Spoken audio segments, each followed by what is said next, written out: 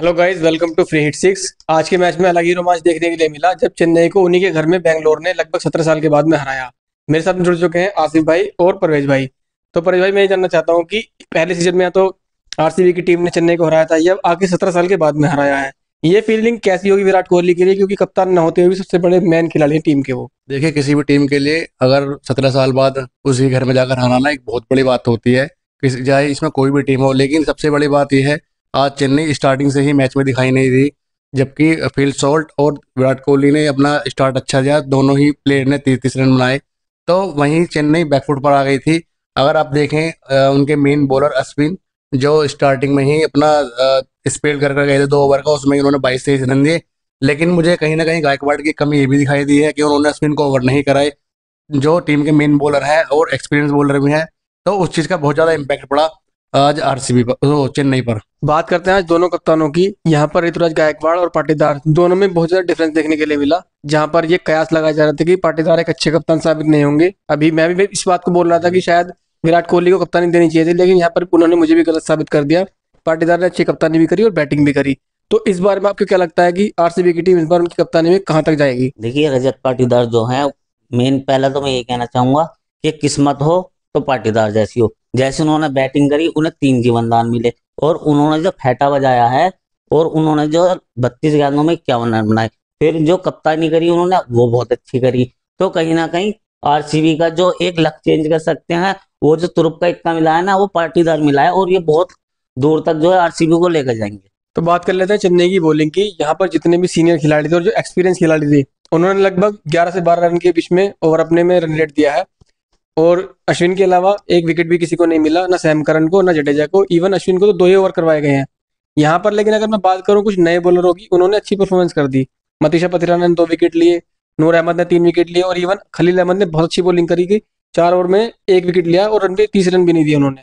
तो इस बारे में आपको क्या कहना है कि सीनियर जो बॉलर है उनको अपनी बॉलिंग को सुधारना पड़ेगा, या क्या कहाँ कमी रहेगी चेन्नई की बॉलिंग में इस बार?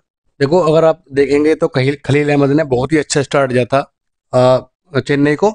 मुझे मुझे जो कमी दिखाई दी है, उनके जो सीनियर बॉलर थे, अगर आप ले लो सैम करन, एक बहुत ही अच्छे बॉलर हैं अगर देखा जाए तो। उन्होंने अपने लास्ट के ओवर में ही 22-23 रन दिए हैं, जो स्कोर भी 175 था, उसके बावजूद 197 हो गया।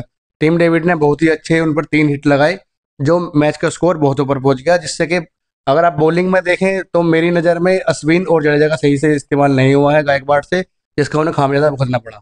तो बात करते हैं यहाँ पर एक वंडर बॉय नूर अहमद की। पहले मैच में उन्होंने 4 विकेट लिए चेन्नई की तरफ से, और इस बार 3 विकेट लिए। मुझे लगता है कि उनकी रिस्ट स्पिन खेलने के लिए दूसरी टीम के बल्लेबाजों को बहुत ज्यादा परेशानी हो रही है।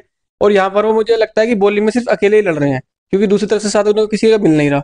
तो नूर अहमद के बारे में क्या कहना चाहोगे कि इस बार चेन्नई की टीम के हाथ में क्या तुरुप का इक्का लग गया है इस बॉलर के तौर पर? देखो, जो चेन्नई ने दाव खेला है नूर अहमद पर, बहुत ही सोच समझ कर दाव खेला है, क्योंकि चेन्नई की विकेट हमें स्लो होती है। विकेट नूर अहमद लेते हैं तो कहीं ना कहीं साथ उनका धोनी देते हैं। धोनी पलक झपकते ही स्टंप कर देते हैं। नूर की बॉल ऐसी है जो अपना टर्न एकदम टर्न होती है, और धोनी उसका पूरा फायदा उठाते हैं। तो मैं यही कहूंगा, नूर बॉल फेंकते हैं, लेकिन कहीं ना कहीं विकेट की वजह से धोनी उनको चला रहे हैं। तो बात करते हैं चेन्नई की बैटिंग की। यहाँ पर ओपनर रचिन रविंद्रा के अलावा उन्होंने 41 रन बनाए, उसके बाद में सीधा धोनी ने 30 रन बनाए जाकर। उनके बीच में 6-7 नंबर थे, उन्होंने किसी ने स्कोर नहीं किया। 25 रन मैक्सिमम रहा जडेजा का। यहाँ पर चेन्नई की बैटिंग फेल होने का कारण क्या है? देखो, सबसे पहला होता है किसी भी टीम को स्टार्ट मिलना, जो कि चेन्नई को दोनों मैचों में मैंने देखा स्टार्ट नहीं मिल रहा ठीक से। क्योंकि त्रिपाठी एक अच्छे बल्लेबाज हैं, लेकिन कहीं ना कहीं वो इस बार कमी कर रहे हैं। वो आते ही बड़े हिट मारने की कोशिश कर रहे हैं त्रिपाठी, जो कि उसमें अपना सक्सेसफुल नहीं हो पा रहे हैं। तो मैं यही कहना चाहूंगा, अगर किसी भी टीम के लिए 6 ओवर पावर प्ले में एक अच्छा स्टार्ट मिले तो स्कोर लंबा भी जाता है और स्कोर बड़ा भी बनता है। सबसे मेन चीज़ क्या थी, 190 रन का टारगेट था, लेकिन चेन्नई ना स्टार्टिंग में ही अपने हाथ छोड़ देते। और सबसे मेन चीज़ ये होती है कि उनके पास कोई भी एक्सपीरियंस ऐसा प्लेयर नहीं है जो संभल कर चले। जो भी आ रहा है भाई ये सोच रहा है कि हमें बॉल डॉट करनी है, स्कोर के पास नहीं जाना है। तो कहीं ना कहीं चेन्नई के लिए ये एक अहम रोल रहा है कि वो। मेन तो उनका वही कारण रहा, जो इन्होंने स्टार्टिंग से ही स्लो खेले हैं ना। मेन हारन का कारण जो रहा ना चेन्नई का, वो ही रहा। और कहीं ना कहीं देखा जाए तो जैसे आरसीबी के बॉलर आए हैं हेजलवुड, जो इन्होंने ऐड किया है, उन्होंने आते ही जो है ना एक चेन्नई की कमर तोड़ दी थी। 2 विकेट निकाले उन्होंने एक ओवर में, राहुल त्रिपाठी का। और पिछले जो इससे पहले मैच में हुआ था, गायकवाड़ ने जो रन बनाए थे, तेजी से बनाए थे, उसमें जो चेन्नई जीत गई थी केकेआर से। तो इसमें जो है मुझे यही लगता है कि हैजलवुड ने जो उनकी कमर तोड़ी, उसके बाद चेन्नई जो है उभर नहीं पाई। और जो मेन कारण रहा वो यही रहा कि वो स्लो जो खेले। नहीं, बस ये तो सिलसिला हमेशा शुरू से चलता हुआ रहा है। अगर चेन्नई का कितना अगर टारगेट बड़ा मिलता है तो हमेशा वो सारे खिलाड़ी स्लो हो जाते हैं, फ्लॉप हो जाते हैं, एकदम से ये नहीं सोचते कि हम टारगेट का पीछा करें। अगर 150 160 रन का टारगेट रहता है तो हमेशा आसानी से चेस करती है, लेकिन चेन्नई की हमेशा कमजोरी रही है, वो ज़्यादा बॉल डॉट करती है। और जो मैं अगर धोनी की बात करूँ, अगर उनको दिखाई दे रहा है कि मेरे 6 या 7 विकेट हो गए हैं तो मुझे उनसे ऊपर आना चाहिए, धोनी 5वें नंबर पे आना चाहिए। धोनी का जो डाउन हो रहा है ना, धोनी का डाउन काफी नीचे हो रहा है, क्योंकि धोनी जो है एक ऐसे प्लेयर है, वो मैच को कहा जाता है बदल कि सकते हैं माही है तो तो मैच मुमकिन है। जिंदा है, माही है तो कुछ भी मुमकिन है। और वे आ रहे हैं देखो लास्ट में ही, जहां गेंद कितनी बच जाती है, 17 18, और रन कितने चाहिए, 80 90। कितने हिट मारोगे, कितना करोगे, क्या कर पाओगे? अब भैया धोनी है, भगवान थोड़ी है जो सारे काम कर देगा एकदम ही। नहीं, सबसे बड़ी बात यही है, मैनेजमेंट को एक बार उनसे बात करनी चाहिए, अपने डाउन को थोड़ा ऊपर लेकर आए। हो सकता है वो टीम को नहीं पार करा सके, लेकिन मैं फिर यही कहूंगा, एक धोनी एक महान खिलाड़ी है हमेशा, और उनको इस पर अपना ध्यान देना चाहिए। देखो जो कोई भी बॉलिंग लाइनअप आपका दूसरी टीम का अच्छा हो रहा है, और धोनी जैसे बल्लेबाज हैं, तो वे ऐसे बल्लेबाज हैं कि सामने वाले की बॉलिंग को भी लड़खड़ा सकते हैं, और धोनी बिल्कुल। ऊपर आए तो। यहाँ पर अगर मैं बात करूं बेंगलोर की बॉलिंग की, तो पिछले मैच के हीरो कृणाल पांड्या और सूर्य शर्मा के अलावा जो दो स्पिनर थे, मतलब मेन फ्रंट लाइन, वही थोड़े से महंगे साबित हुए। उसके अलावा सारे बॉलरों ने परफॉर्म किया जो भी फास्टर थे। तो यहाँ पर मुझे बेंगलोर की बॉलिंग में भी काफी ज्यादा इंप्रूवमेंट देखने के लिए मिल रहा है। देखिए, अगर देखा जाए जैसे कि स्टार्टिंग में ही हेजलवुड ने अपने बॉलिंग के साथ उसकी चेन्नई की कमर तोड़ दी थी, लेकिन साथ में आज अगर देखा जाए तो भुवनेश्वर कुमार अपने पुराने रंग में नजर आए। एक्सपीरियंस से एक्सपीरियंस। एक्सपीरियंस उन्होंने अपना दिखाया, और उन्होंने दीपक हुड्डा को चलता हुआ भी किया। तो सबसे मेन चीज यही थी कि सभी बॉलरों ने अच्छा अपना योगदान दिया है। और सबसे मेन जो मैंने आज जो टर्निंग पॉइंट रहा है, जो मैच को उन्होंने बदला है, वो है यश दयाल। यश दयाल ने एक ही ओवर में 2 विकेट लेकर अपना मैच अपनी तरफ रुख मोड़ लिया था, जिसके बाद चेन्नई कहीं से कहीं तक मैच में दूर से दूर तक दिखाई नहीं दी।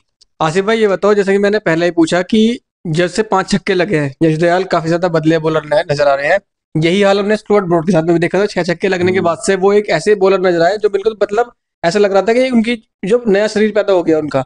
तो यश दयाल के बारे में भी आप देखोगे, पिछले मैच में इन्होंने पिछले सीजन में धोनी को लास्ट ओवर में रन नहीं बनाने दिया और मैच आरसीबी जीता। इस बार भी यहाँ पर मुझे यश दयाल इस सीजन में भी काफी अच्छे बॉलर नजर आ रहे हैं। तो ऐसा क्या उनका इंप्रूवमेंट कर लिया उन्होंने कि जो कॉन्फिडेंस था वो इतना अच्छा हो गया उनके साथ में? देखो ऐसा होता है, कोई भी बॉलर जब इतनी बुरी तरीके से पिटता है, दो ही चीज होती है, या तो वो निखर का आता है, अपनी जो गलती है उनके साथ हुई थी वे सुधार का आता है, या बॉलर जो बिल्कुल खत्म हो जाता है, उसका कैरियर ही खत्म हो जाता है। और हमें ये बात अच्छी लगी यश दयाल की, कि उन्होंने जो उनसे गलती हुई उस पर काम किया, और आरसीबी के लिए, और आरसीबी ने भी उन पर कॉन्फिडेंस दिखाया अपना पूरा। और वो जो आप बॉलिंग कर रहे हैं, उनका कॉन्फिडेंस जो है, लेवल जो है वो बहुत ऊंचा है, और बॉलिंग जो है वो बहुत अच्छी कर रहे हैं। और कहीं ना कहीं वो जो चेंज पेश करते हैं ना, स्पिन डाल देते हैं, कहीं स्लो वन डाल देते हैं, उनको उन्हें बेनिफिट मिल रहा है। इस वजह से जो है वो बॉलिंग एक मैच विनर बॉलर निकल कर आ रहा है। देखो, यश दयाल एक बहुत अच्छे बॉलर हैं, लेकिन मैं कहीं ना कहीं उनके लिए जो विराट कोहली सबसे मेन जो है, वो एक बहुत महान खिलाड़ी हैं, सभी को साथ लेकर चलते हैं।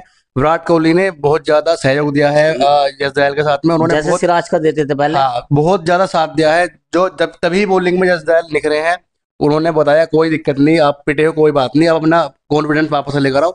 तो मैं यही कहना चाहूंगा, विराट कोहली एक बहुत महान खिलाड़ी हैं, और अब उनके अंदर इतनी समझ है कि किस खिलाड़ी को कैसे उनकी साथ लेकर चलना उनकी है। यश दयाल की मुझे एक बात और भी अच्छी लगी, जो उनके साथ रिंकू सिंह ने जो हिट मारे थे 5, वो उस दिन ही उस चीज को भूल गए, उन्होंने सोचा जब जागो जब सवेरा।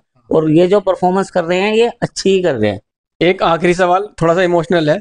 मोहम्मद सिराज को लेकर आरसीबी की टीम का क्या सोचना है? मतलब कितना इवन फैंस उन्हें मिस कर रहे हैं, और हमने देखा कि जो भी मैच हुआ था लास्ट, मोहम्मद सिराज उसमें बिल्कुल भी रंग में नजर नहीं आया। मुझे लगता है कहीं ना कहीं वो आरसीबी का जो सपोर्ट है वो उसे इस चीज को मिस कर रहे हैं। आरसीबी के अलावा वो विराट कोहली के सपोर्ट को बहुत ज्यादा मिस कर रहे हैं। देखो, मैं एक बात कहना चाहूंगा, जब सिराज को आरसीबी ने रिटेन नहीं किया तो सिराज कहीं ना कहीं बहुत ज्यादा उदास थे, उनकी आंखें नम थी।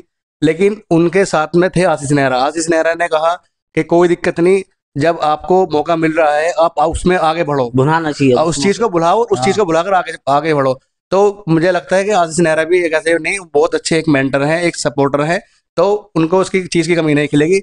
हालांकि विराट कोहली उनको बहुत ज्यादा सपोर्ट करते थे हमेशा, और करते हुए भी आए हैं, तो उनको वो सपोर्ट मिलता रहेगा विराट कोहली की तरफ से। तो दोस्तों, आज आरसीबी की टीम ने चेन्नई को उनके घर में लगभग 17 सीजन के बाद में हराया, जो कि यहाँ पर विराट कोहली की टीम को बहुत ज्यादा एक बूस्ट करने वाला कॉन्फिडेंस मिलेगा। बाकी जो भी अपडेट आपको आईपीएल के रहेंगे हम देते रहेंगे। अगर आपको हमारी वीडियो अच्छी लगती है, वीडियो को लाइक करें, शेयर करें और हमारे चैनल को सब्सक्राइब करें।